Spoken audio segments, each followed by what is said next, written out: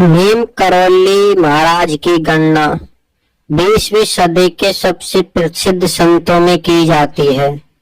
कहा जाता है कि इनका जन्म अकबरपुर यूपी में फिरोजाबाद में हुआ था।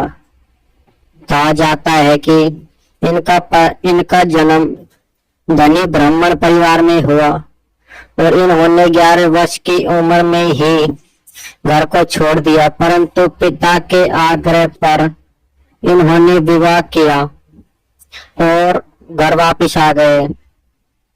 इनके 2 पुत्र और 1 पुत्री थे। पुत्र और पुत्री के होने पर महाराज जी तीर्थ यात्रा के लिए चले गए और एक ट्रेन में बैठ गए।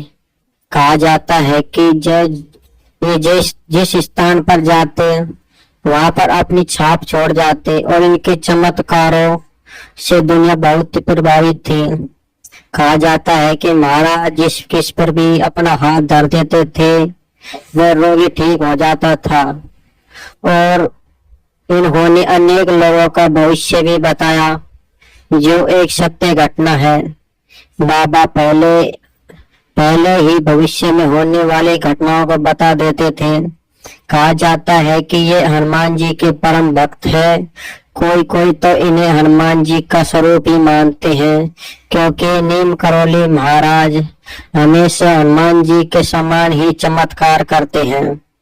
एक बार जब ये ट्रेन में बैठ गए और इनके पास टिकट नहीं होने के कारण टीटी ने इन्हें ट्रेन से उतार दिया।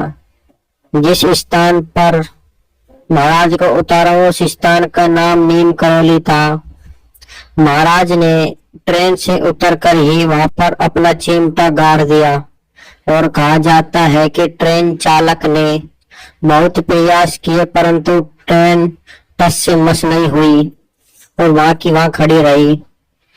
उन्हीं में से ट्रेन में से नीम करौली महाराज को जानने वाला एक व्यक्ति था।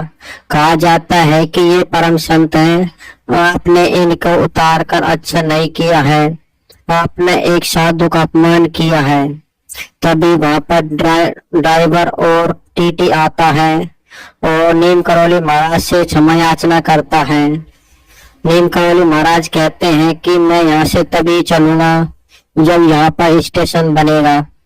तभी वहां पर अफसर आते हैं और कहते हैं कि हे महाराज जी, आपके आशीर्वाद को हम समझ गए, हम आपको वचन देते हैं कि इस स्थान पर स्टेशन बनेगा, इसलिए आप अपने चिमटे को जमीन से उखाड़ लीजिए। तब जब महाराज ने चिमटे को जमीन से उखाड़ा तो ट्रेन चालू हो गई। तभी से कहा जाता है कि इनकी ख्याति और भी विख्यात हो गई और इनका नाम उसी स्थान से नीम करौली महाराज के नाम से प्रसिद्ध हो गया। कहा जाता है कि नीम करौली महाराज को स्वयं हनुमान जी साक्षात दर्शन देते थे और कहा जाता है कि इन्होंने अनेक रोगी बीमारियों का इलाज पल भर में किया था।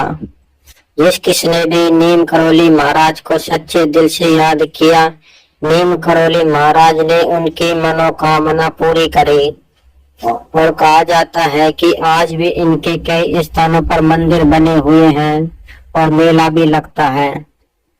इसलिए कहा जाता है कि भारत में संतों की कमी नहीं है।